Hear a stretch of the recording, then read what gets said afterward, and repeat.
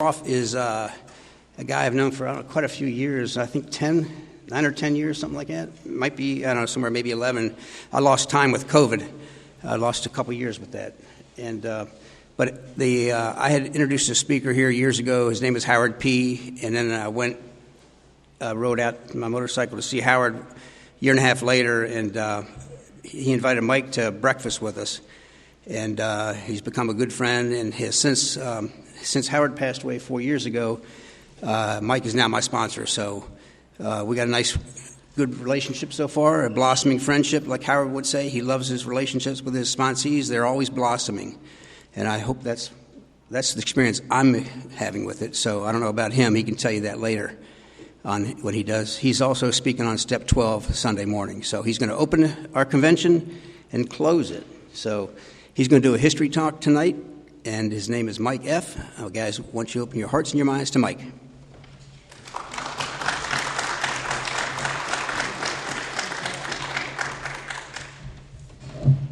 Hi, everybody. I'm Mike. I'm an alcoholic. My sobriety date is April 23rd, 1985. For that, I am grateful. And thanks the committee for inviting me. It's always an honor. It's great to have time with Keith and everybody else. I'm just looking forward to having a really good weekend. And today, what I did is I put together a PowerPoint presentation to share, but I did it knowing that I would get here and not be able to use it. And then I got here and we're able to use it, so I'm pretty excited about that. And last time I went somewhere, I wasn't able to use it. They couldn't get it to work.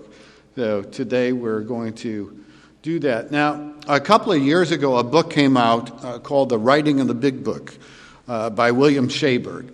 And it's become a very popular book and reference guide for many historians and people who want to learn about our history. And it's all about the writing of the big book. And I love the book, and I love Bill. He and I are great friends. We don't always agree on everything. And a lot of his message in the book is a contribution that Bill and Hank made in putting the book together. And in that, I kind of felt like he left Dr. Bob out of it. And so what I want to do today is I want to share with you a presentation about Dr. Bob and Ann Smith and the contributions that they made in their home at 855 Ardmore Avenue. And it's going to be a little bit cumbersome because Keith has never done this, and I usually have my assistant with me. So Keith is my assistant today. So I'm going to ask him to turn to the next slide. He was able to do it. Okay. This is just going to go perfect. I am so excited. So the dollar bill, right? So I'm over at Howard's one day, my sponsor, and I was getting ready to do something on history, and I was sharing it with him, and he looks at me and he said, well, that's not what I thought happened. And I said, well, a lot of times with our history, it depends on where you heard it from, because there's various versions. So then Howard gives me this illustration of the dollar bill. And he says, when I was in my early recovery, he said, Pat was his wife, Pat and I were having a little bit of an argument before I left for work that morning. And he said, I didn't have time to finish it. We were just getting warmed up. And, we're really kind of going after each other. And I want to get my point across. And I'm going to make sure that she gets. So all day long at work, Howard spends his entire day getting himself ready to go back home and win this battle with Pat. And he gets home, and Pat greets him when he comes in. And Howard wants to resume the argument, and Pat looks at him and says, oh, Howard, you were right. Now, Howard's like, I don't know where to go with this, okay? So Pat goes on to explain to him that her Al-Anon sponsor had come by that morning, and she had explained to her what she had experienced with Howard before he went to work, and they talked about it. And the sponsor said, well, you were right, Pat. But so was Howard. And then she took a dollar bill out, and she said, let's take the dollar bill, and you describe what you see, and I'll describe what I see, and we'll both describe two entirely different versions of the exact same dollar bill. Folks, that's been my experience with AA history. Okay? If I hear it and it came out of Cleveland, it's one way. Out of Akron, it's another way. Out of Philadelphia, it's another way. Out of LA, it's another way. And out of New York, it's still another way. So what I had to do is just come to terms with the fact that there's a lot of people who have misinformation. No. That's just not true. But there are a lot of people who might see it differently than me, and I'm completely okay with that. Next. I'm going to keep him busy and on his toes. Dr. Bob, co-founder of Alcoholics Anonymous, passed away in 1950. Next. Some of these we're going to go quick.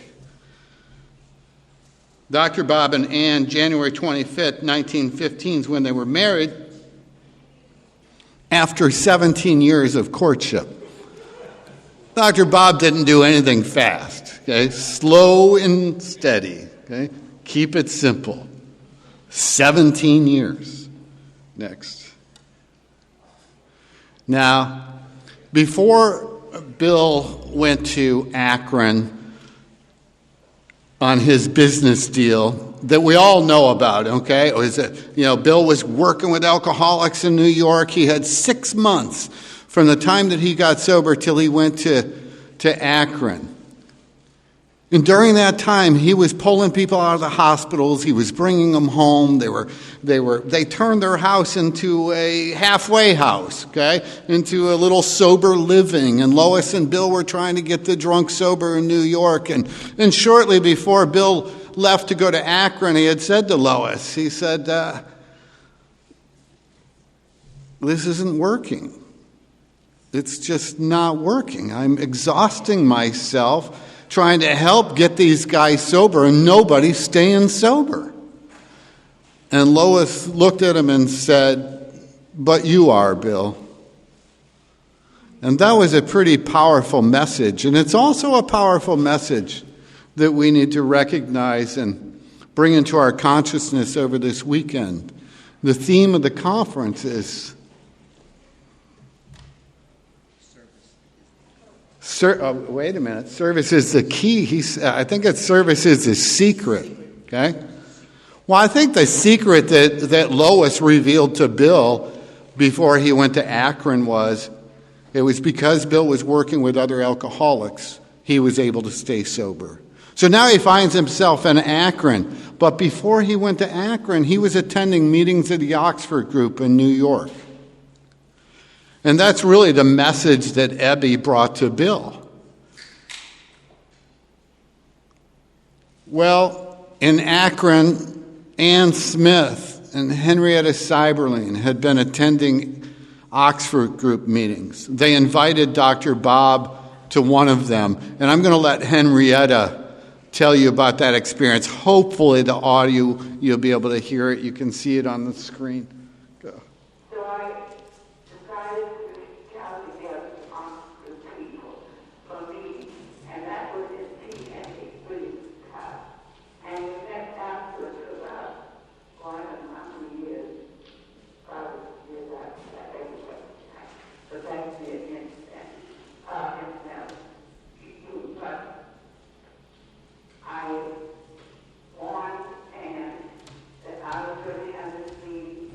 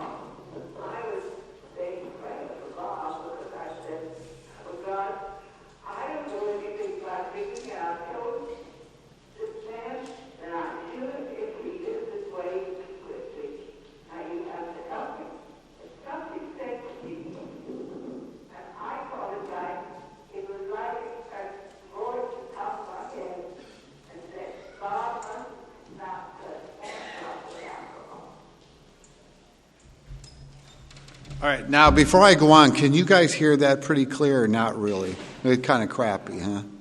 All right, well, we'll get to the next one and see if the audio is better. If not, I'm just going to wing it and give a good history talk for you. But I want to clarify and let you know what Henrietta said there. This is Henrietta Seiberling, and she is the one that you'll hear about in a minute that introduced Bill to Dr. Bob, okay? And in that talk, she had shared that she had guidance during the night, and her guidance was that Dr. Bob could never take one drink of alcohol.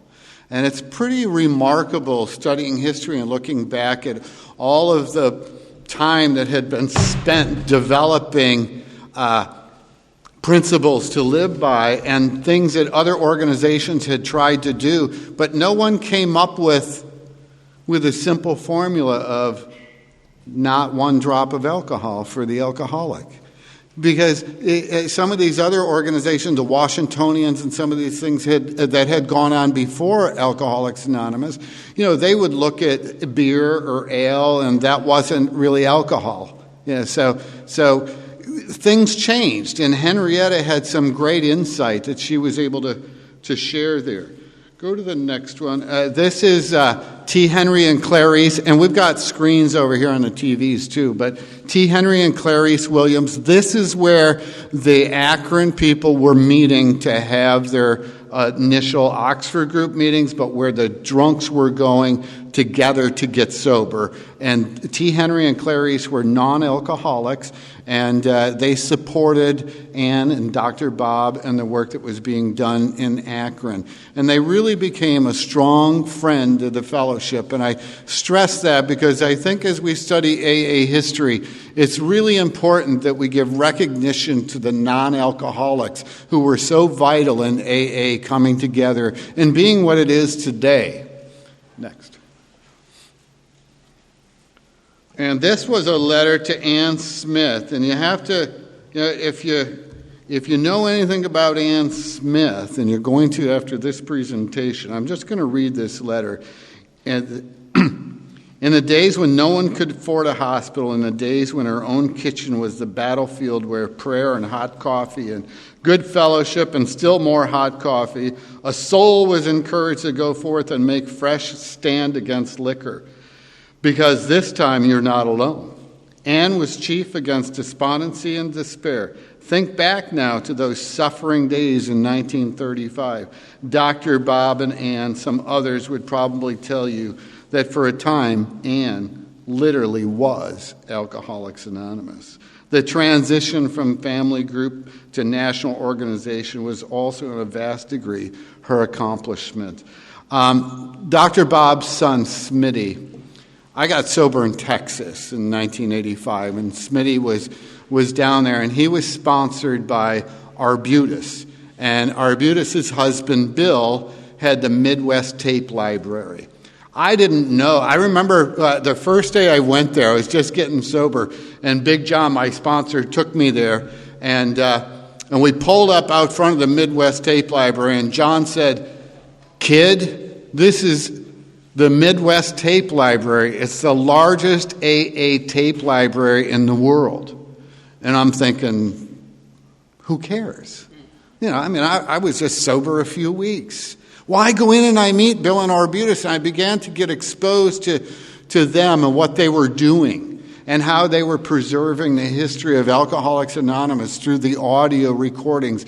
And I thank Bob for being here this weekend, and really recommend that if you have some sponsees and people in your home group that weren't able to make the conference, pick up the CDs or a thumb drive and share it with them, because not everybody is as fortunate as we are to be able to be here today. Well, as I was going to the Midwest Tape Library with Big John all the time, Smitty was sponsored by Arbutus, so he was there quite a bit. And I was sober for a couple of weeks, and Smitty said to me, I was probably actually sober then about 60 or 90 days, and we were having a cup of coffee one morning, and Smitty said, did John, my sponsor, or Bill, share with me about the first guy that Dr. Bob and Bill W. worked with in June. Actually, it was in late May in 1935. And I knew enough about AA history, so I started saying, oh yeah, Bill D., Akron City Hospital. I'm trying to tell him about AA number 3. And Smitty says, no, Mike, he says, there was another guy before Bill. And he said, this guy's name was Eddie. And he said, Eddie was a bad drunk. And he said, Eddie would climb down the window, down the downspout at night, and he'd go get drunk. And he says, this went on for a while, and they had Eddie's family living upstairs. And finally, one afternoon, Eddie was chasing Dr. Bob's wife, Ann, around the house with a butcher knife. And Smitty looks at me and he says, he had to be committed. And I got to tell you, I don't know how you felt when you came to AA, but I felt like I was a failure. I felt like I was a disappointment to everybody. I had come to meetings of Alcoholics Anonymous for 10 years, and I never got 30 days sober. I was one of these guys who would cheer up this room by leaving. Okay? I was miserable. And when Smitty was telling me the story of Eddie, I saw myself in Eddie. And I thought, oh my God, I'll bet he felt like a disappointment. I'll bet he felt like a failure. He had to go into a sanitarium. Smitty said, the story doesn't end there, Mike. 15 years later at my dad's funeral, a man came up and extended his hand and said, do you know who I am? And Smitty looked at him and said, why, you're Eddie. And Eddie said, yes, and I've been sober for 2.5 years, and I'm a member of the Youngstown group. And Eddie went on and stayed sober the rest of his life. But I got to tell you what happened to this alcoholic. See, for those 10 years that I was going to meetings of Alcoholics Anonymous, I thought AA was about successful people who figure out how not to drink, and then they'd get around and they'd talk about it. And I grew up with AA in my home, guys, okay? I was clueless. And when Smitty said that, I thought, I've got it wrong. I've had it wrong all this time. AA wasn't a success story handed down. AA was a series of broken failures that got raised up. And it was guys like Eddie that failed, that made AA work. And for the first time in my life, when Smitty shared that story, I knew I was home in Alcoholics Anonymous. I knew that it was guys like Eddie and men and women like you and me that made this deal work. And I was excited to be part of it. For the first time in my life, I could see sobriety because I saw Alcoholics Anonymous as the broken getting better and not as the blessed sharing it with the lowlifes. I just didn't get it. And today, I feel the same way. Today, I feel like our responsibility is to lift people up and go down and meet them where they're at, not make them come to where we think we're at and let our egos get in the way. That doesn't help people. Next. Now, this is Bill O. and Smitty. This was at the Midwest Tape Library. This was a little recording that they did in 1975. And Smitty talks a little bit, so hit the next slide. Hopefully we can hear this one. And that's Bill O'Neill whistling. He always did that.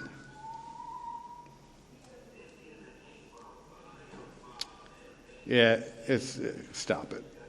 You guys can't hear that, can you? Yeah, we're not going to.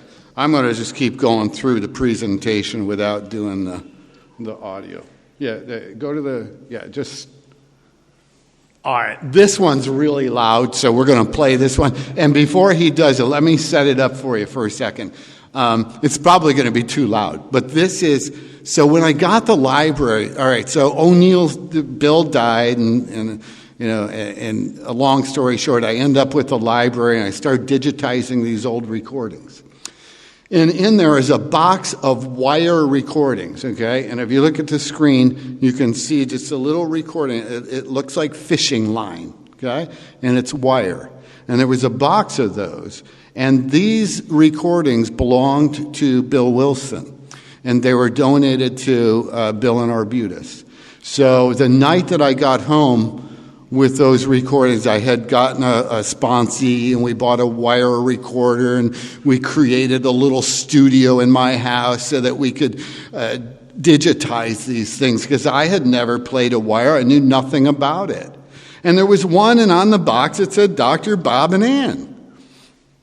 Well, that's the first one I'm going to listen to. I don't know what you would do, but, we got it all set up. I put the dogs to sleep. I mean, we're good. It's about 11 o'clock at night, and we're in our little makeshift studio, and I turn that recorder on, and I hear Dr. Bob and Ann's voice, and I just start crying. There was no way that I could ever be as connected to both of our co-founders as I felt that night.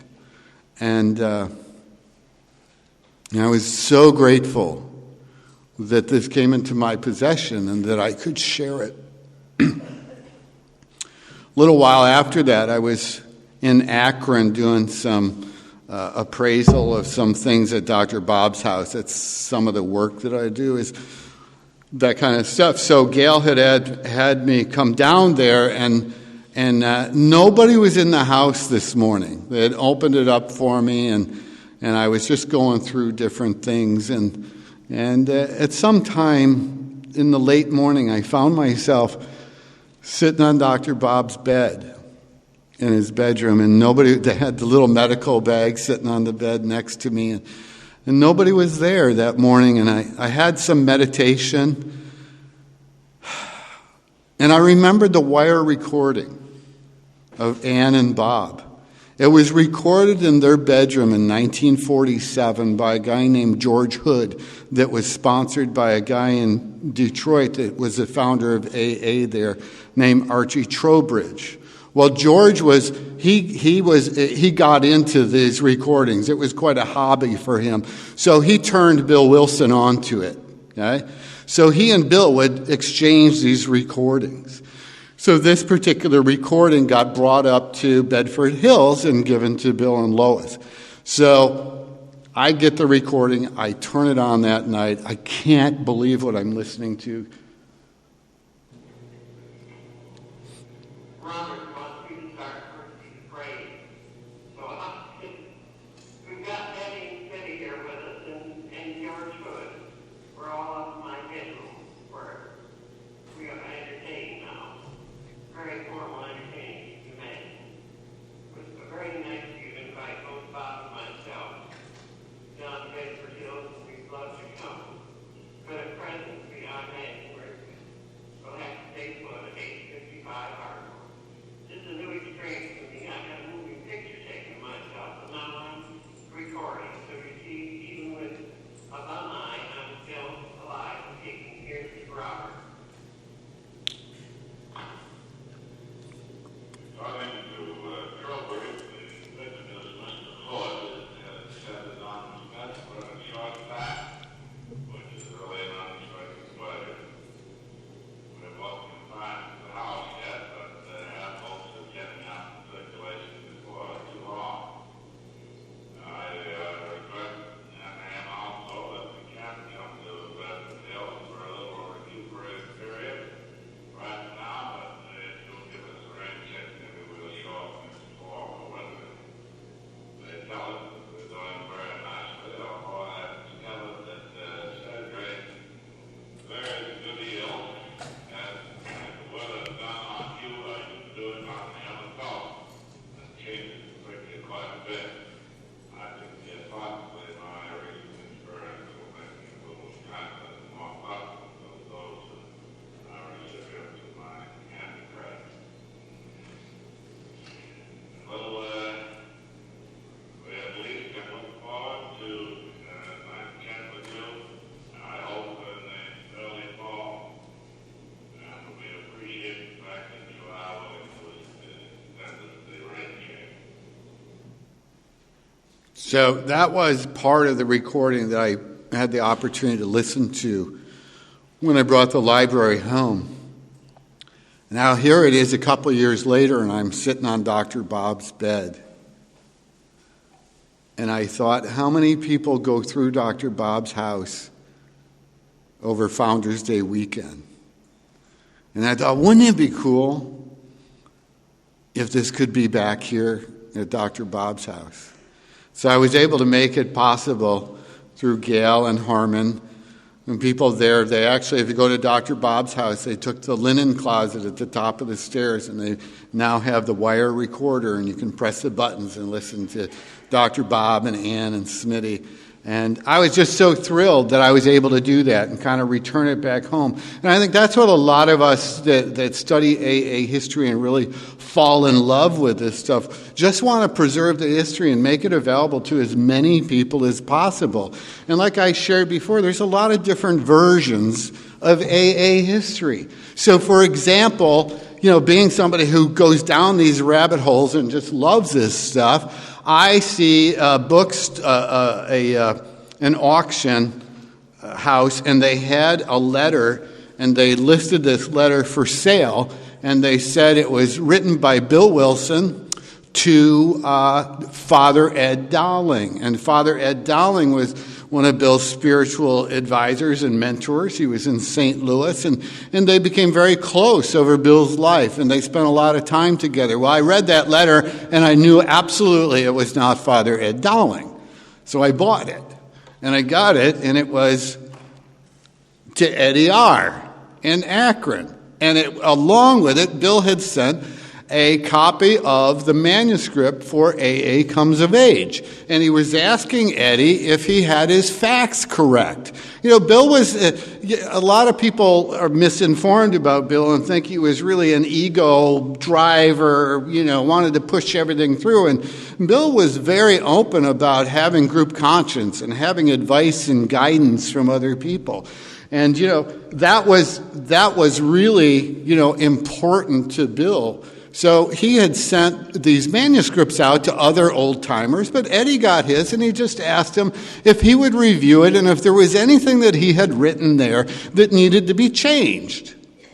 So all I've got is a letter going to Eddie. I don't know if there was a response. So, of course, I call AA Archives, and I'm talking to, I can't remember who it was back then. This is quite a few years ago.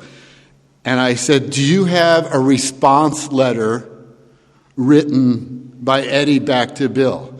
And she looked and said yes. And she sent me the contents of it in an email. And I'll just tell you a couple things that Eddie said. These were his observations, okay? Number one observation was he thought Bill made too much about the kitchen table incident, the butcher knife, okay? He didn't like that.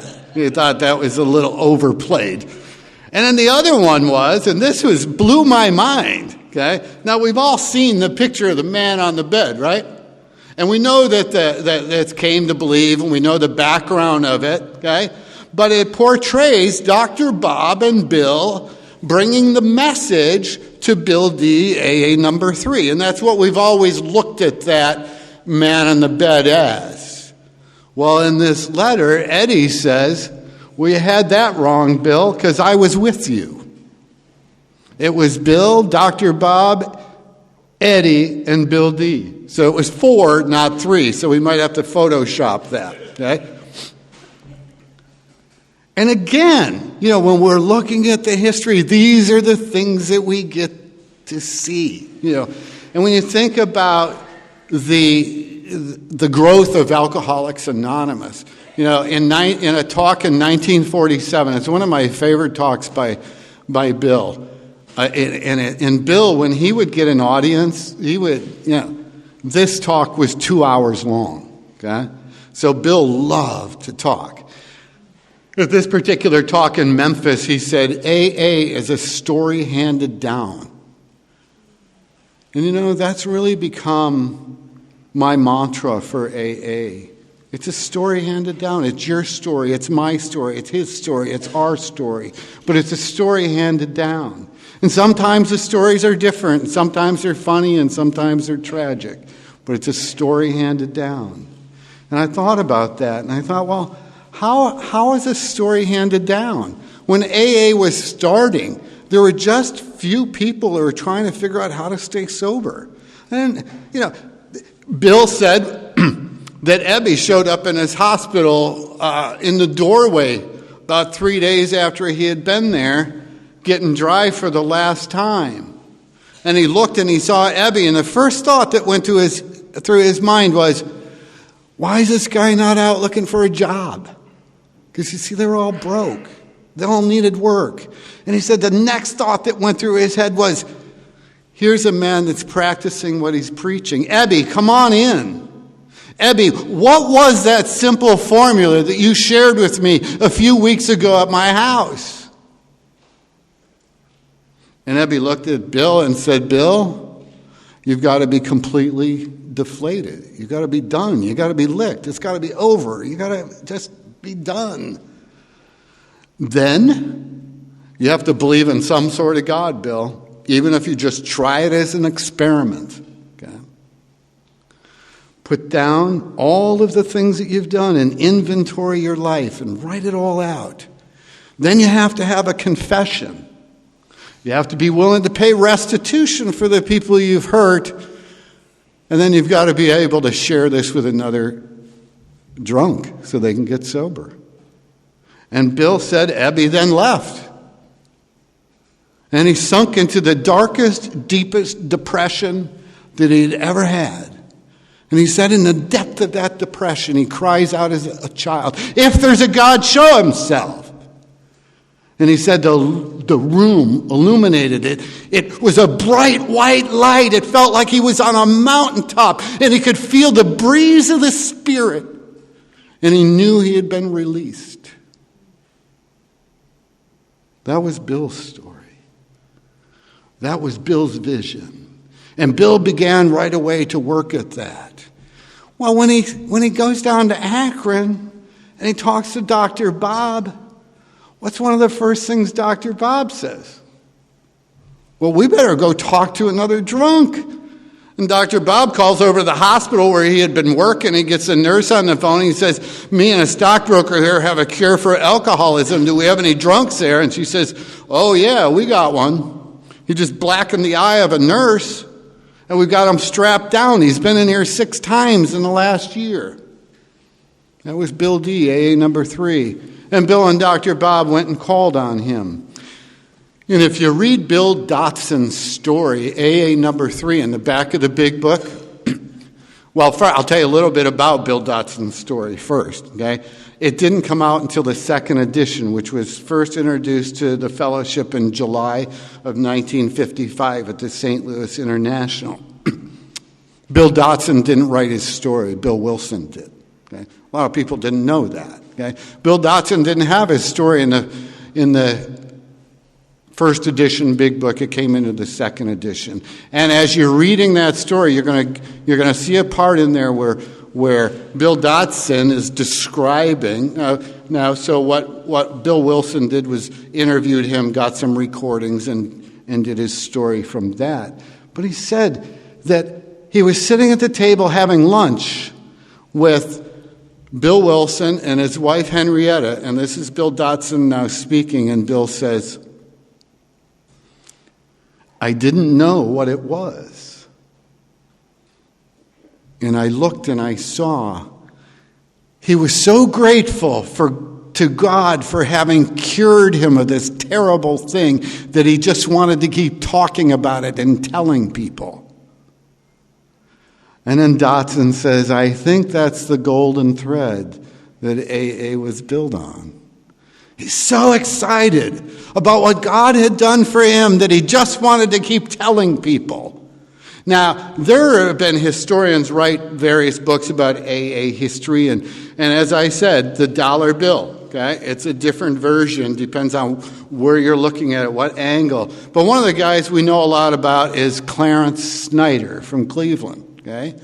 Clarence was a remarkable man, absolutely remarkable, incredible. He's sponsored by Dr. Bob, and there's been books written and people out there saying that AA was all Christian, and if you weren't a Christian, you couldn't come into AA. And I got to tell you, this is how Clarence talked about his hospitalization in Akron.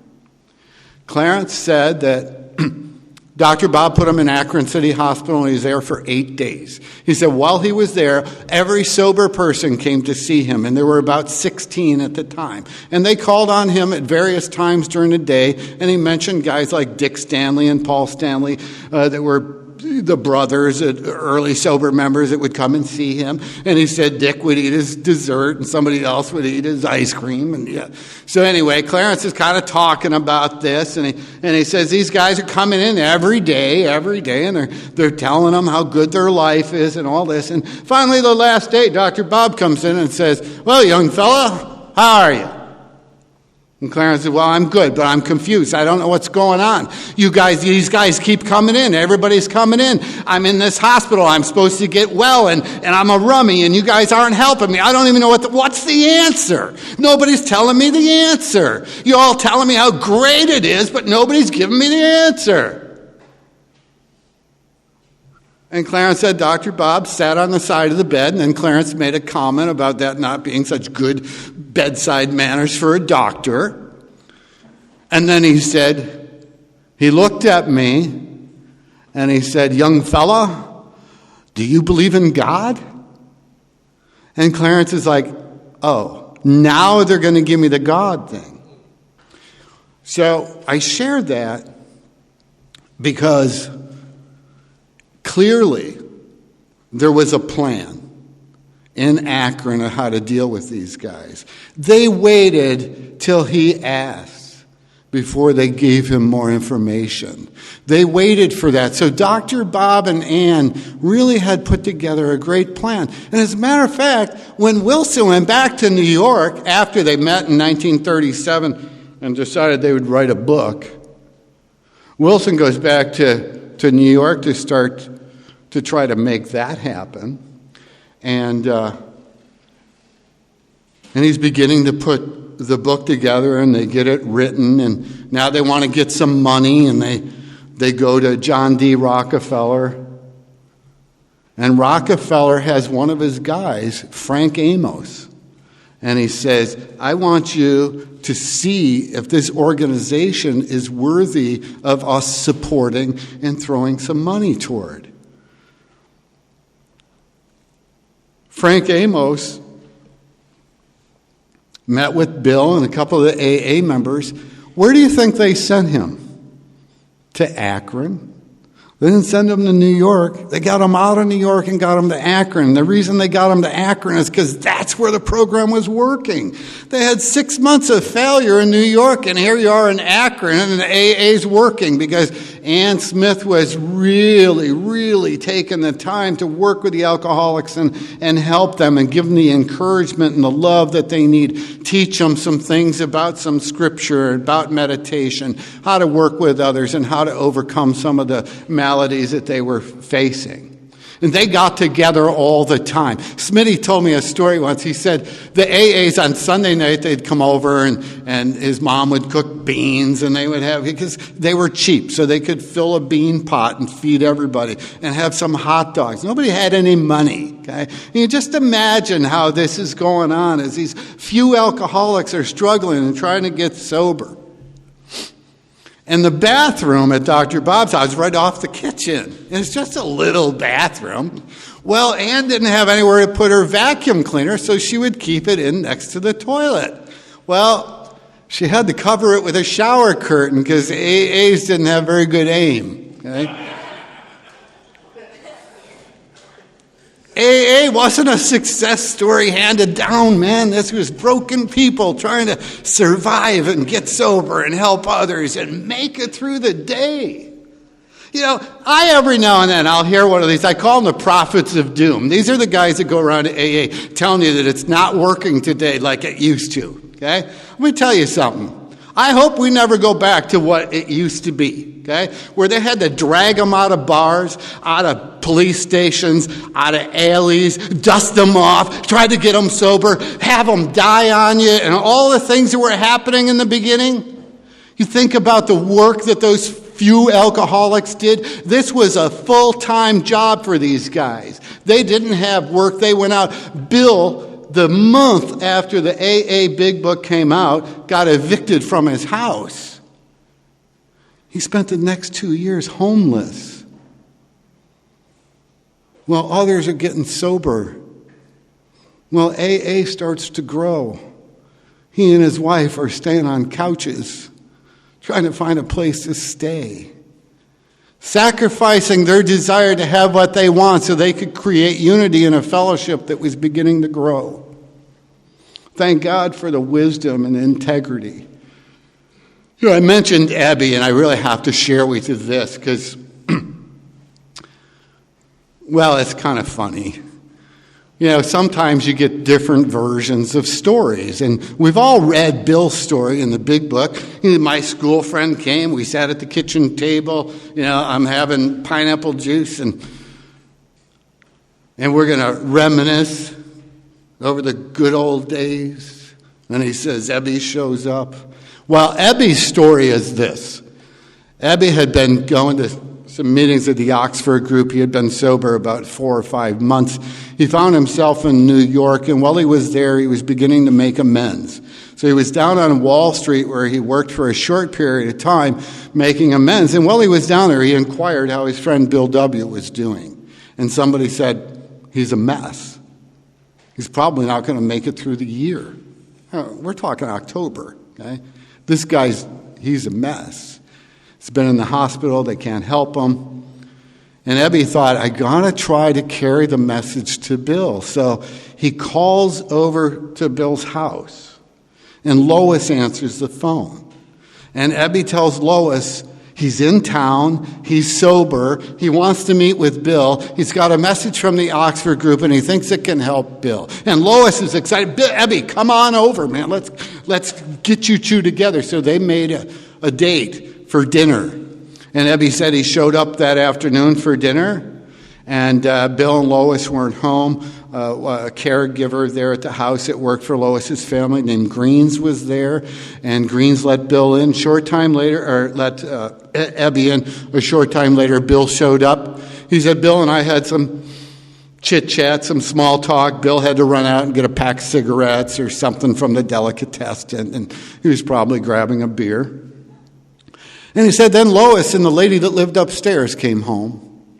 And they came into the house and they began to prepare dinner. And the four of them had dinner and then went up to the parlor where they sat and visited. When they went up to the parlor and sat there, Lois said, Ebby, what's been going on with you? She already had enough. She just wanted to get them talking. What's been going on with you? And Ebby said for the next couple hours, he gave Bill the best pitch he could give him. Because he knew he was going to have one opportunity at Bill. And he said he was either going to take it or he was going to have nothing to do with it. But he wanted to give him his best shot. So Ebby gave it to Bill and talked to him about the Oxford group and the guys coming and getting him and saving him from going to jail and how he had found this new freedom. And he was enjoying himself. And he wasn't craving a drink. He didn't need to have a drink. And Bill walked him to the subway that night and put his arm around his shoulder and said, I don't know what you got, kid, but I want it. Now, that's a little bit different than the kitchen table story in the Big Book, okay? But that's Ebby's version of the kitchen table story. Now, I don't know which one is correct. I don't know that it even matters. But what I do know is Bill was drunk and Ebby was sober. I'm not sure what version you want to believe. But it's fun when we begin to see the power of the message being carried from one alcoholic to another alcoholic. A message that has to have depth and weight. So Bill goes down to Akron, and he ends up getting to meet Henrietta Dr. Bob at Henrietta's at the Cyberline estate. And Henrietta had enough wisdom to take and invite them to go off by themselves. And on the way there, Smitty drove them. And Smitty said on the way there, his dad said to him, look, 20 minutes with this guy, and it's only because it's Mother's Day. 20 minutes with this guy, and we're out of here. I feel like crap. Okay? Smitty said he was nursing a horrible hangover. It's about 5 o'clock in the afternoon, and they get there, and Henrietta shuffles them off into the library. Now, nobody really knows exactly what happened in that room. But we do know that Dr. Silkworth, Bill's doctor, had armed him with some facts before he left. And those facts were, let's not talk to him about the altruistic flash that you had, Bill, the white light, the spiritual stuff. Why don't we lay on them the hopelessness of the condition that they have, the allergy that they have, and what happens when they consume alcohol, and that alcohol makes a craving begin, and they have to continue to drink. And they can't control it once they start. And Bill was able to go to Dr. Bob with that kind of a message. And I'm sure they talked about many things, and they left that room that night. And I understand Dr. Bob smiled and said, this is the first guy. This is the first guy that knows what I'm going through. Identification is so critical in Alcoholics Anonymous. That's what happened, is you had Dr. Bob and Bill, and you had this identification. I'm like you, I'm not different. Like when Smitty shared this story with me about Eddie, and I thought, my God, he must have felt like a failure just like me. And I think, didn't Bill and Bob feel like a failure? They're the ones that carried the message. And then the dude had to go into a sanitarium. See, the stories of our history need to stay alive. The stories of our history need to be communicated with others. They need to be preserved, and we need to be able to show people we don't have to live that way anymore. See, AA's working great today. Think about Alcoholics Anonymous just in the last 60 years. Okay? Think about the fact that 1951 was the first time that AA gave permission for any outside organization to use the 12 traditions that were penned by Bill in 1946. And that group was Al-Anon, and shortly after that it was NA. Then they had OA and CA and PA and GA and SA and all the other A's, okay? They got Paranoia Anonymous. Those folks got an unlisted number. Yeah, they don't tell anybody where they meet. Now, seriously?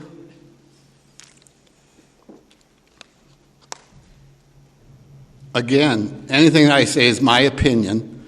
I don't speak for AA. Nobody's got a right to do that. Sometimes you hear these guys, you think they wrote the book. But we have a responsibility. We have a responsibility to know what our traditions are. We have a responsibility to share that with the people coming into the program. Because the traditions will hold us together. So that first tradition, our common welfare, comes first. Personal recovery depends upon AA unity. Really tells me when we come in here, we are all the same. No seniority, nobody better than anybody, nobody less than anybody. See, we're just the same. Bill knew that the alcoholic had to sacrifice his desire to have his way so that we could have unity in our groups. That's what he did with the first tradition, and because of that, the second tradition was able to work, and so on. There's a lot of other 12-step groups, and we have our meetings in our home groups, and sometimes somebody might come into a meeting of Alcoholics Anonymous, and they're trying to get help for maybe whatever it is that they're suffering with, and perhaps that's not alcoholism. Okay? Perhaps it's something else. And they come to an AA meeting, then occasionally they may leave that meeting feeling like they couldn't get the help that they need. Maybe they didn't feel like they were welcome because they're not an alcoholic. Right? Truth is, they're not welcome at AA meeting. But isn't it our responsibility to identify with them enough to find out what is their issue? And isn't it our responsibility to guide them to one of these other 12-step organizations that might be helpful for them where they can get the identification? Isn't it time that we actually act like grandparents? Because isn't that what AA is a grandparent of all of these organizations? I feel like it's our responsibility to help those, to even take them to a meeting if we need to. It's not our responsibility to change AA and say, you're welcome here. That's not going to work. It's our responsibility to say, hey, there's a group down the street, and we know what it is, and we can help you with that. And I just shared that as a personal challenge, maybe, to just say, in 1965, the theme of the International Convention was, I am responsible. And it said, when anyone, anywhere, reaches out for help, I want the hand of AA to always be there, and for that, I am responsible. I take that responsibility pledge today, and I look at my life and I think about the people that I hurt, the lives that I tore through in my alcoholism. And I think,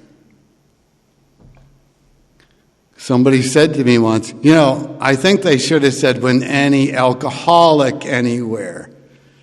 And I thought, only if I only ripped through the lives of alcoholics. Because you see, I'm responsible to go out there and be an example of Alcoholics Anonymous. Because that's what we have. And this is a program of attraction rather than promotion. And our attraction oftentimes has to come right within the rooms of AA. Sometimes the attraction is just giving somebody a hug at the door and saying, I am so glad you're here. Welcome. Welcome back. We saved you a seat. Whatever we need to do to get them in and help them feel part of it. I apologize that I was not able to give you the PowerPoint. I love the audio, but in a room this big, it just wouldn't have worked for you today. I'm sorry, Invite me back when we have a room that has much... It's always a thrill and it's always a blessing. And I always believe that if there's something that needs to be said, that it'll be said by me or someone else. And I always believe that the greatest work that I'll ever do, I'll never know I did, as long as I'm willing to give God the credit. I want to thank you guys for being here today. Looking forward to seeing you throughout the weekend. I hope I shared something. There's a thing that we've all heard, and it's you can lead a horse to water, but you can make him drink, right? I mean, we've all heard that. Well, I had somebody tell me years ago that if you got, and I'm not a horse guy, okay, so if you're a horse person, you can correct me, but this person, I loved it, so I'm using it. This person said, now you can't make them drink, but if you get up real early in the morning and go put salt on their oats, they'll drink all day long. I'm here to salt the oats of those that might be interested in our history. I hope you'll pick it up and keep drinking the water. Thank you.